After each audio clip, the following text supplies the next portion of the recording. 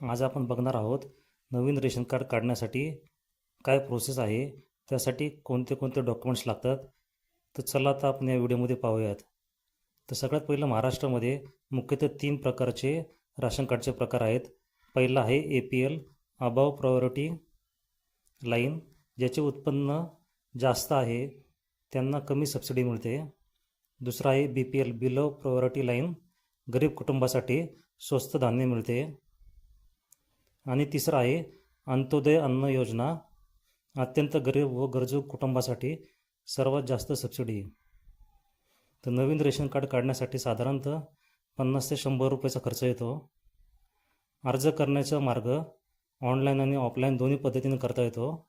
Mahafood portal यावरून अर्ज करता येतो किंवा सेतूमधनं पण करता येतो. रेशन कार्ड मिळवण्यासाठी लागणारा कालावधी जवळपास 15 दिवसापासून ते 30 दिवसापर्यंत असू शकतो. उत्पन्न व व्यवसाय, कुटुंबाचे वार्षिक उत्पन्न प्रत्येक कमवत्या व्यक्तीचा व्यवसाय.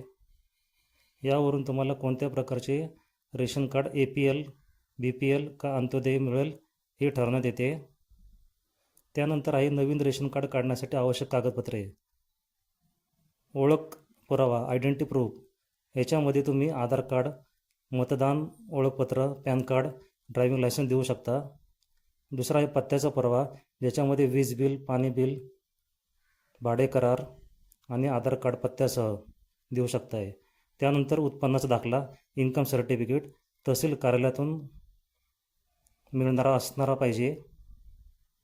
त्याच्यानंतर आहे कुटुंबाचा तपशील, ज्याच्यामध्ये सर्व सदस्यांचे नावे, जन्मतारीख, आधार कार्ड. त्याच्यानंतर आहे पासपोर्ट साईजचा फोटो, गॅस कनेक्शनची माहिती असेल तर, LPG कनेक्शन,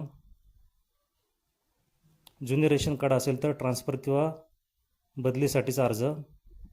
लक्षात ठेवा सर्व कागदपत्रे सेल्फ अटेस्टेड म्हणजे स्वतः सही केलेले असावेत. कागदपत्रांमध्ये नाव, पत्ता एकसारखा असणे महत्त्वाचे. चुकीची माहिती दिल्यास अर्ज नाकारला जाऊ शकतो. हा व्हिडिओ तुमच्या एज्युकेशनल पर्पजसाठी बनवला गेला आहे. तुम्ही जर या चॅनलवर पहिल्यांदा आला असेल चॅनलला लाईक, शेअर आणि सबस्क्राईब जरूर करा.